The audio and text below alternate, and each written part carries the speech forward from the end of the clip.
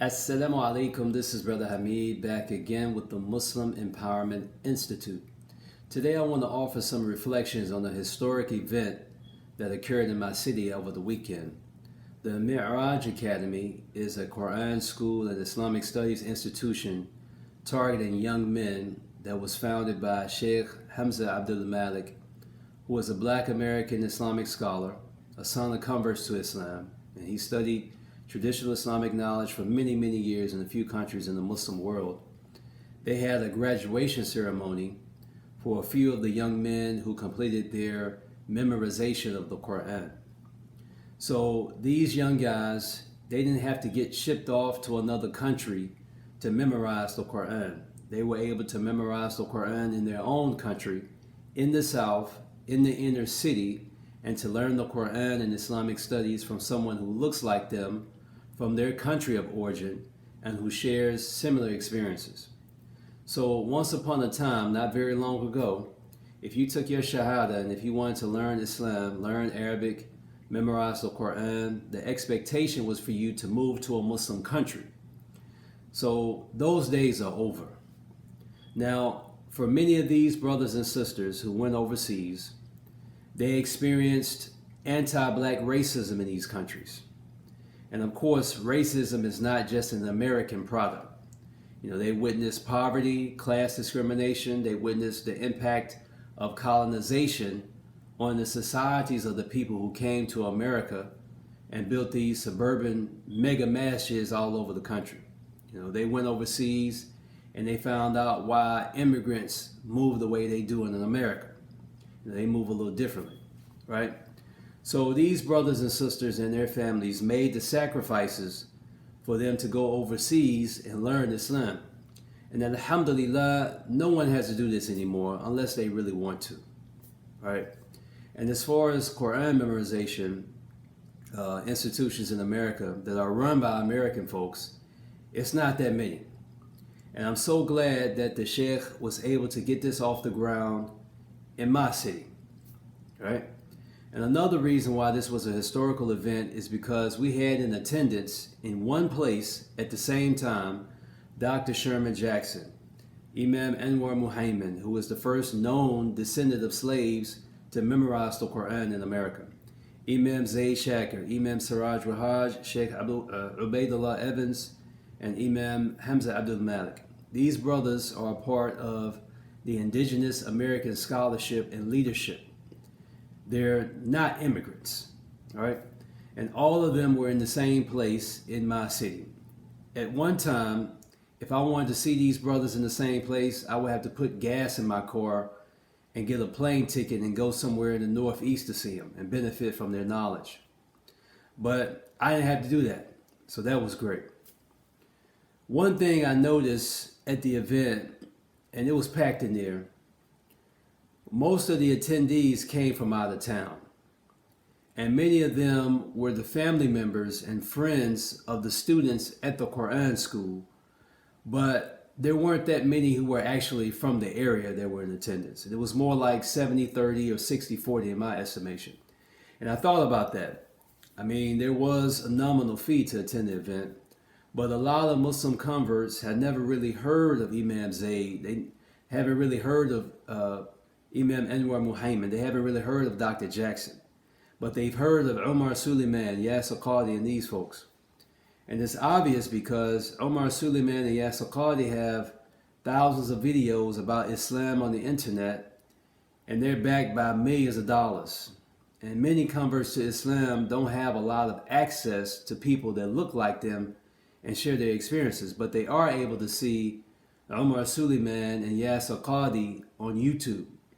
You know, they are deemed the ambassadors and representatives of Islam in the West.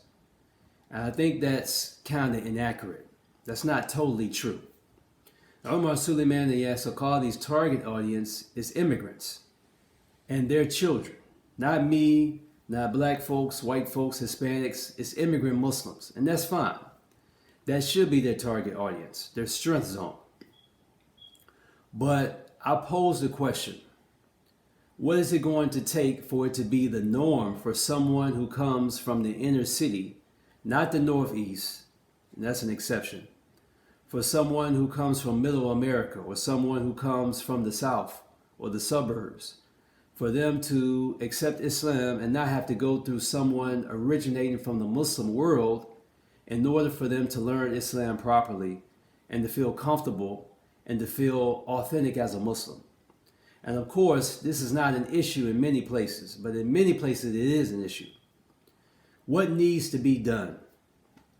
And a lot of the American scholarship, and I'm not necessarily referring to the people who were at this event, they're putting in the work to establish American Islam for the general populace of Muslims in America, but not specifically their own folks. And that can lead to a deficit in the communities where they come from. If you're from Sugar Ditch, Mississippi, and you became a Muslim and left your home to learn the Deen, you should feel an imperative. It should be a mandate for you to establish Islam in Sugar Ditch, Mississippi. But that's not happening very often, right? And I use the example and draw the analogy of Anna Mae Bullock, Eat the Cake Anna Mae, better known as Tina Turner, who's from a place called Brownsville, Tennessee. Now I want you to listen very carefully to what I'm about to say. And it's a great comparison to the plight of the Black American Muslim, and it explains the back of the bus to the back of the camel paradigm that we have. Now, if anyone knows anything about the history of Tina Turner started out singing the black music of her time and of her area in the 1950s and 60s. But with the guidance of her former husband, Ike Turner, he moved her out of the Chitlin circuit and out of the Negro leagues and into the major leagues, into rock and roll, which, black people were the first ones to do this type of music anyway. But later, Tina Turner became a Buddhist. She moved overseas to Switzerland, and I think she married a European guy. She became really famous, making music and getting a ton of money from white folks, right? And I don't think black folks listened to Tina Turner since the 1960s, before she made it to the big time, before white folks started giving her money. She voluntarily renounced her American citizenship because she felt no longer that she had a connection to America. She definitely had no connection to Brownsville, Tennessee, where she was from. She learned German, and I don't think she ever came back to America. She never came back to the community that nourished her, to the community that she originated from. And usually, when people in America pass away, especially those in Tina Turner's age bracket, she died when she was 83.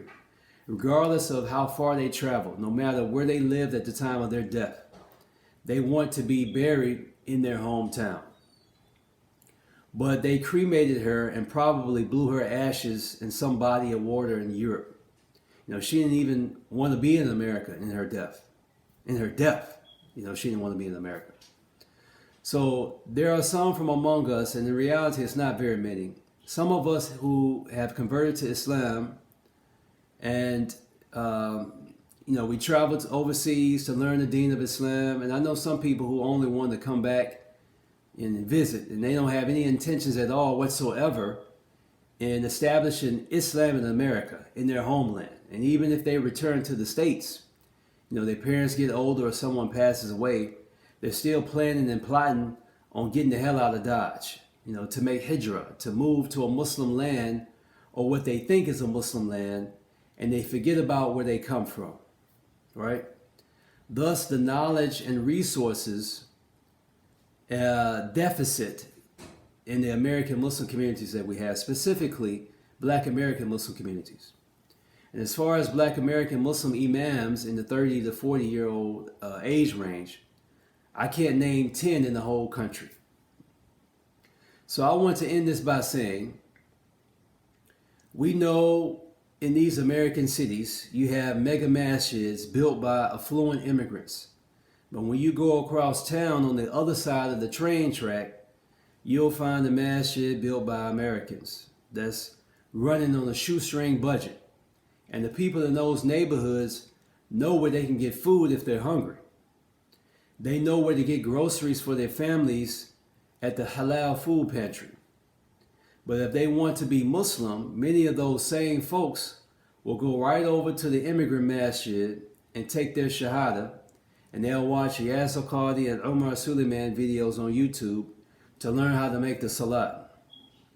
They don't feel like they can learn the deen from someone who is familiar to them. Rather, they want the deen from someone who is unfamiliar, because that leadership, that religious authority figure that looks like them, that shares their experience, that can give them a good word, that if they're in a predicament, that they can motivate them to get back on track, is missing in action.